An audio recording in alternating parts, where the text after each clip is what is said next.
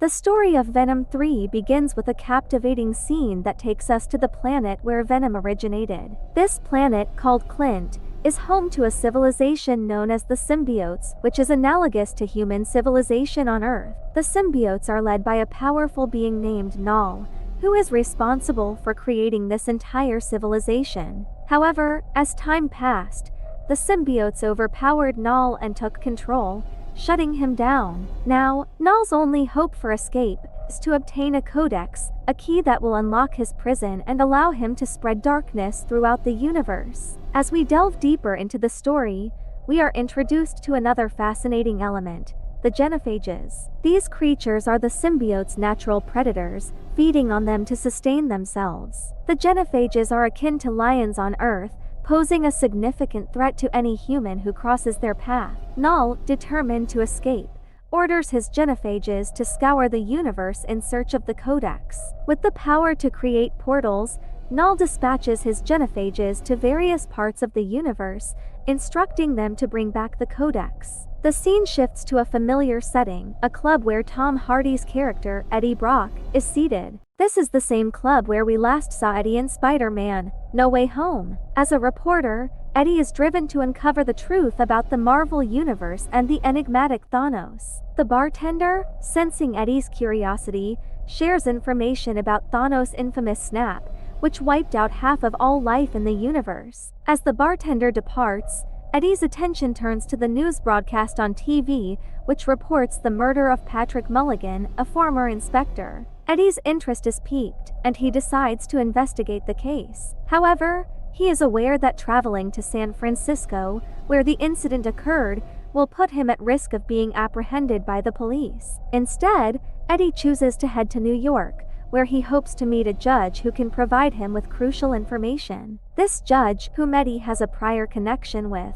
possesses knowledge that can aid Eddie in his quest for truth. As Eddie embarks on his journey, we are left wondering what challenges and discoveries await him. The stage is set for a thrilling adventure filled with action, suspense, and intrigue. As Eddie Brock, aka Venom, continues on his journey, he stops by a club to gather his thoughts. Unbeknownst to him, his dark secrets are already known to the judge he plans to meet, which could potentially aid him in his quest for truth. The judge's knowledge could be used to reveal crucial facts or files in court, ultimately helping to save Eddie. As Eddie prepares to leave the club, he accidentally uses his symbiote hand to make the payment, leaving behind a small piece of the symbiote. Upon exiting the club, he's met with the sound of barking dogs, which catches his attention. His curiosity leads him to a location where he finds numerous dogs locked in cages. As Venom attempts to rescue them, a group of thugs arrives, revealing their plan to sell the hybrid dogs on the black market. The thugs demand that Eddie leave,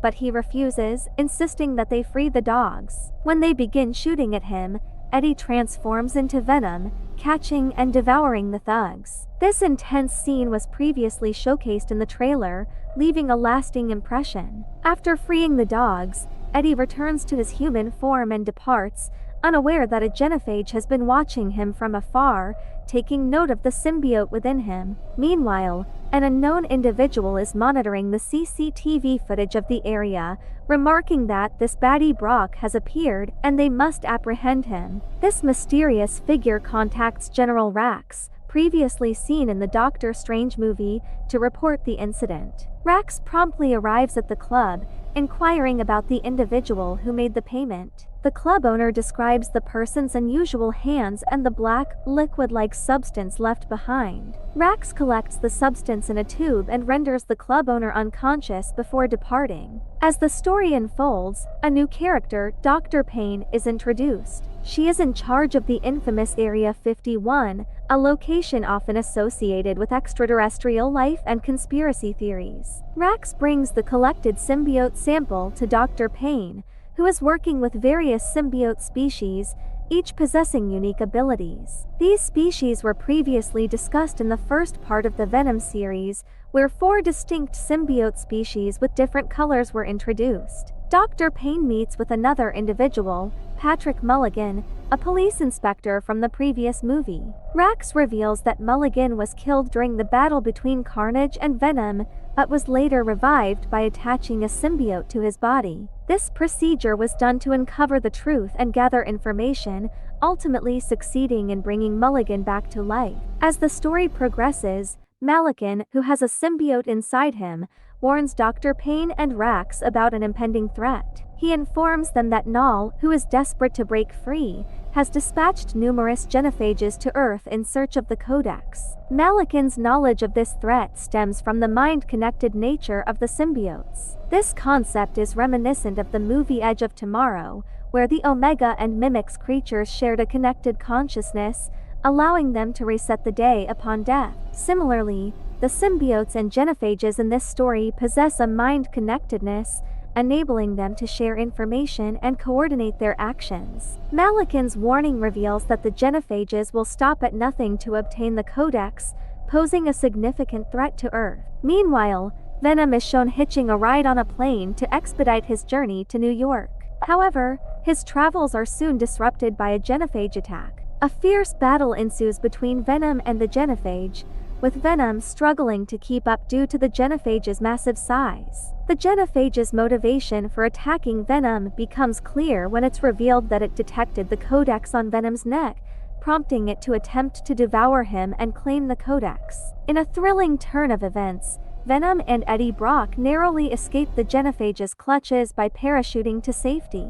Once they've landed, Eddie inquires about the creature that attacked them, seeking answers about its origins and motivations. This inquiry prompts a flashback to the creation of the symbiotes and Xenophages by Knull on the planet Clint. The symbiotes, initially created by Knull, eventually turned against him and imprisoned him due to his immense dark powers. This backstory provides crucial context for the events unfolding on Earth. To further clarify the concept of the codex, it's essential to understand that when a symbiote connects with a human host, their compatibility determines the outcome. If the compatibility is good, a powerful superhero like Venom emerges. However, if the compatibility is poor, either the host or the symbiote is killed. In the event that a host is killed after a successful compatibility, the energy generated from the symbiote's attempt to revive the host creates a codex. This codex, or energy, is highly sought after, as it holds the key to unlocking immense power. In the case of Venom,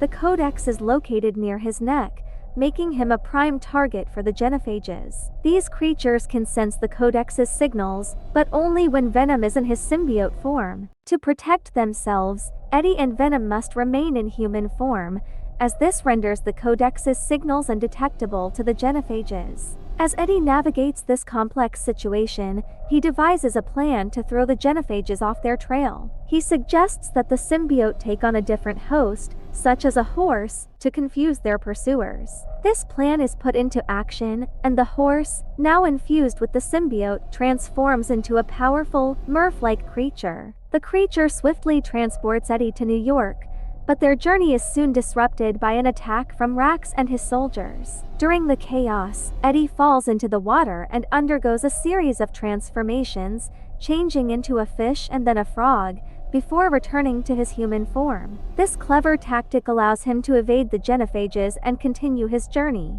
Eddie eventually meets a family, including a man named Martin, who is planning a trip to Area 51. Martin's fascination with aliens and his desire to see them firsthand lead Eddie to hitch a ride with the family. However, Eddie's plans are soon derailed when he reaches New York and finds himself in a precarious situation. After acquiring a new suit, Eddie enters a casino, where he encounters Madame Chan, a familiar character from previous installments. As they reconnect, Eddie is persuaded to dance with Madame Chan, but their festivities are short-lived, as the Xenophages soon track them down. A thrilling fight sequence ensues, with Venom taking center stage. However, Eddie is eventually captured by Rax's soldiers and taken to Area 51. In a surprising twist, Martin, the family man, has also arrived at Area 51, hoping to catch a glimpse of the aliens being researched there. As the story unfolds, it becomes clear that Venom's capture is merely the beginning of a larger, more complex narrative. The distinction between Venom's black coloration,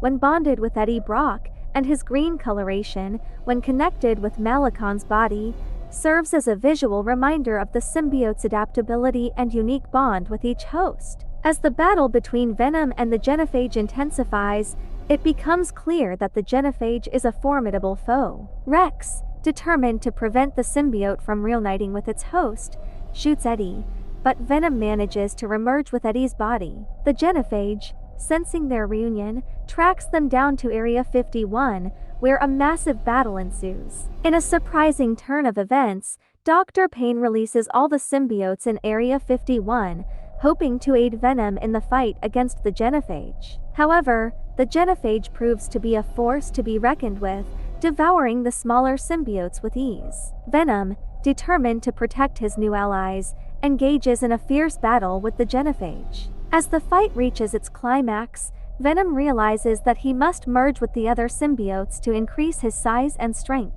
This bold move allows him to trap the Xenophage and its minions inside his massive body. Venom then seeks out a nearby acid truck, using its corrosive contents to destroy the Xenophage and its minions. In the aftermath of the battle, Dr. Paine is infected by a symbiote named Skun, which saves her life and allows her to escape the carnage. Meanwhile, Eddie's body is left badly damaged, and he is rushed to the hospital for treatment. As Eddie recuperates, a commissioner visits him, expressing gratitude for his role in saving the world from the Xenophage. The commissioner announces that all charges against Eddie will be dropped, allowing him to live a normal life once again. The movie concludes with Eddie reflecting on his time with Venom, cherishing the memories they shared. The final shot of the movie features Eddie, now alone, but with a hint of hope that Venom may one day return. The end credits scene reveals the true face of Knull, who vows to destroy Venom and claim the codex. This ominous warning sets the stage for a potential sequel. The post-credits scene, which is not included in the print reviewed, reportedly shows the club owner, who had been taken to Area 51, discovering a small piece of Venom's symbiote. This plot thread is expected to be explored in future installments, potentially leading to a new host for the Venom symbiote.